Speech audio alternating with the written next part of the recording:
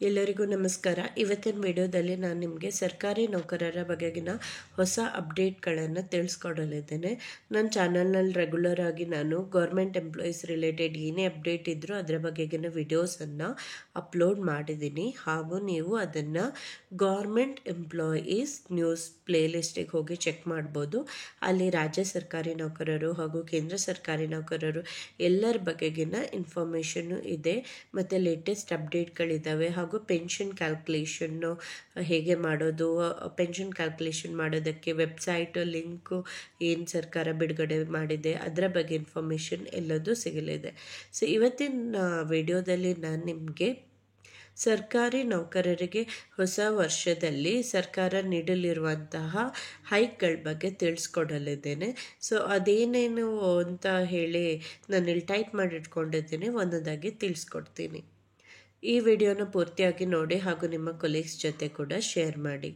ಕೇಂದ್ರ ಸರ್ಕಾರಿ ನೌಕರರಿಗೆ ತುಟ್ಟಿ ಭತ್ಯೆ ಮತ್ತು ಪಿಂಚಣಿದಾರರಿಗೆ ತುಟ್ಟಿ ಭತ್ಯೆ ಪರಿಹಾರವನ್ನು ಜನವರಿ 2025ರಲ್ಲಿ ಪರಿಷ್ಕರಿಸಲಾಗುತ್ತೆ.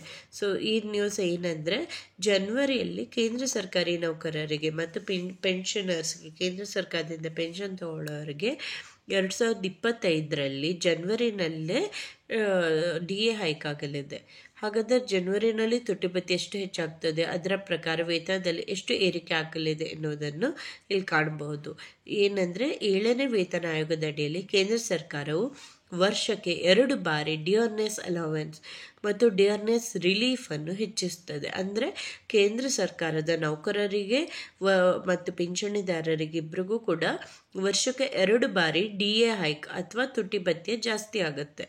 ಹಿಂದಿನ ವರ್ಷದ ಜುಲೈನಿಂದ ಡಿಸೆಂಬರ್ವರೆಗಿನ AICPI ಸೂಚ್ಯಂಕ ಸಂಖ್ಯೆಗಳ ಆಧಾರದ ಮೇಲೆ ಜನವರಿಯಲ್ಲಿ ತುಟ್ಟಿ ಭತ್ಯೆ ನಿರ್ಧರಿಸಲಾಗುತ್ತದೆ. ಅಂದರೆ ಇವಾಗ ಏನು ಜುಲೈನಿಂದ ಡಿಸೆಂಬರ್ವರೆಗೆ AICPI ಸೂಚ್ಯಂಕದಲ್ಲಿ ಏನು ಹೆಚ್ಚಳ ಆಗಿದೆಯೋ ಅದರ ಪ್ರಕಾರ ಜನವರಿನಲ್ಲಿ ತುಟ್ಟಿ ಭತ್ಯೆಯನ್ನು ಜಾಸ್ತಿ ಮಾಡ್ತಾರೆ.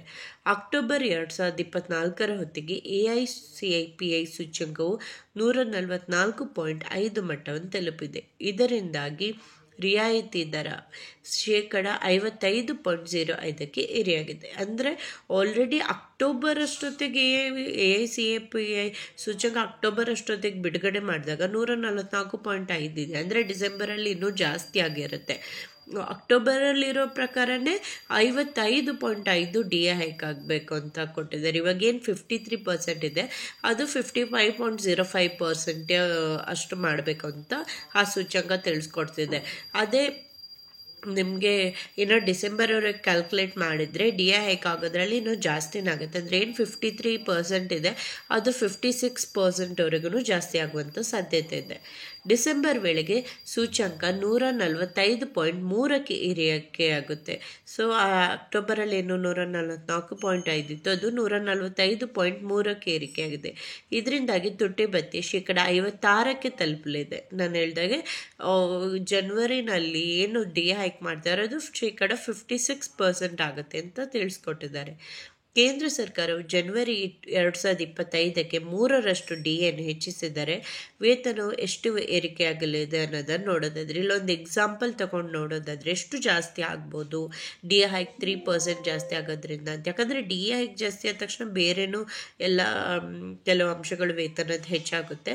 ಸೊ ಇವಾಗ ಕೇಂದ್ರ ಸರ್ಕಾರಿ ನೌಕರರ ಕನಿಷ್ಠ ಮೂಲ ವೇತನ 18,000 ರೂಪಾಯಿ. ಅಂದರೆ ಇವಾಗ ಮಿನಿಮಮ್ ಕೇಂದ್ರ ಸರ್ಕಾರಿ ನೌಕರರ ಮೂಲ ವೇತನ 18,000 ಇರುತ್ತೆ. ಸೊ ಅಂಥವ್ರಿಗೆ ಅವರ ರೂಪಾಯಿಯಲ್ಲಿ ಜೀವನ ಹೆಚ್ಚಳದಲ್ಲಿ 3% ಹೆಚ್ಚಳವು ಕನಿಷ್ಠ ವೇತನವನ್ನು 540ರಷ್ಟು ಹೆಚ್ಚಿಸ್ತದೆ. ಅಂದರೆ 18,000 ಯಾರಿಗೆ ವೇತನ ಮೂಲ ವೇತನ ತಗೊತಿದ್ದಾರೋ ಅವ್ರಿಗೆ 540 ರೂಪೀಸ್ ಜಾಸ್ತಿ ಆಗುತ್ತೆ. ಅದೇ ಉದ್ಯೋಗಿಗಳಲ್ಲಿ ಗರಿಷ್ಠ ವೇತನ ಅಂದರೆ ಕೇಂದ್ರ ಸರ್ಕಾರಿ ನೌಕರರ ಗರಿಷ್ಠ ವೇತನ ಎಷ್ಟು ಅಂದರೆ 2,50,000 ರೂಪಾಯಿ ತಿಂಗಳಿಗೆ.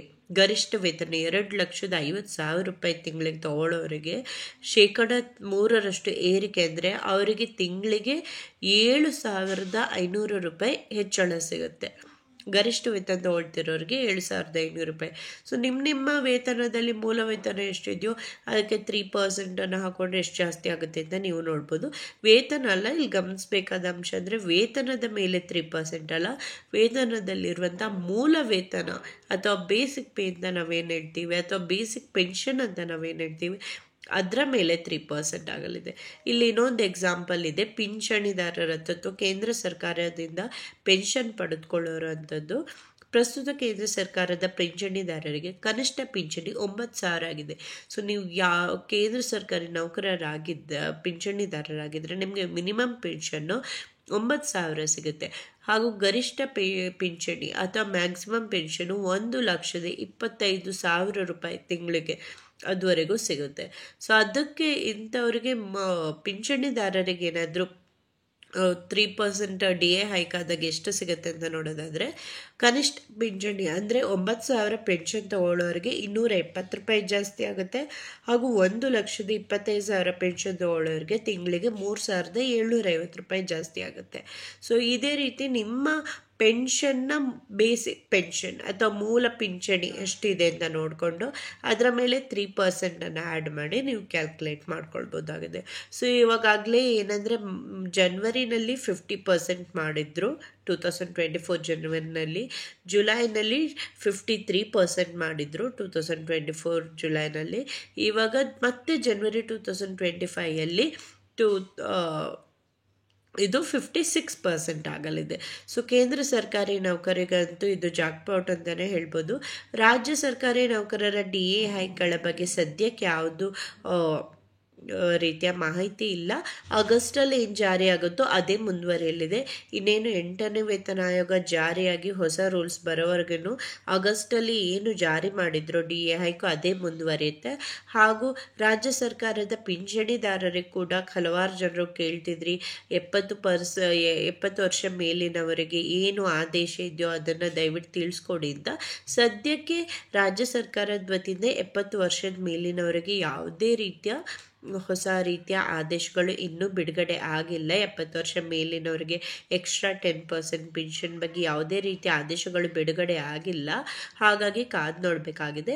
ಆದರೆ ಏನು ಪೆನ್ಷನ್ ಜಾಸ್ತಿಯಾಗಿ ಬಂದಿರೋದು, ಕೆಲವರು ಇನ್ನೂ ನಮಗೆ ಪೆನ್ಷನ್ ಜಾಸ್ತಿಯಾಗಿ ಬಂದಿಲ್ಲ 7ನೇ ವೇತನ ಆಯೋಗದ ಪ್ರಕಾರ ಅಂತ ಹೇಳ್ತಿದ್ದರು.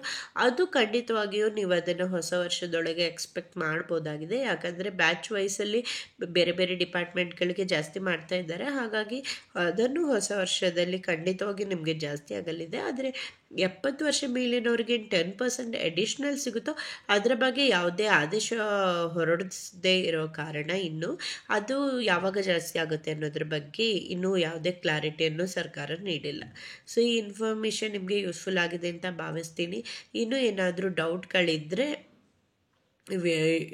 ನನಗೆ ಕಮೆಂಟ್ ಮಾಡಿ ತಿಳಿಸಿ. ಹಾಗೂ ನನ್ನ ಎಲ್ಲ ಸಬ್ಸ್ಕ್ರೈಬರ್ಸ್ಗೆ ಹಾಗೆ ವೀಕ್ಷಕರಿಗೂ ಹೊಸ ವರ್ಷದ ಶುಭಾಶಯಗಳು.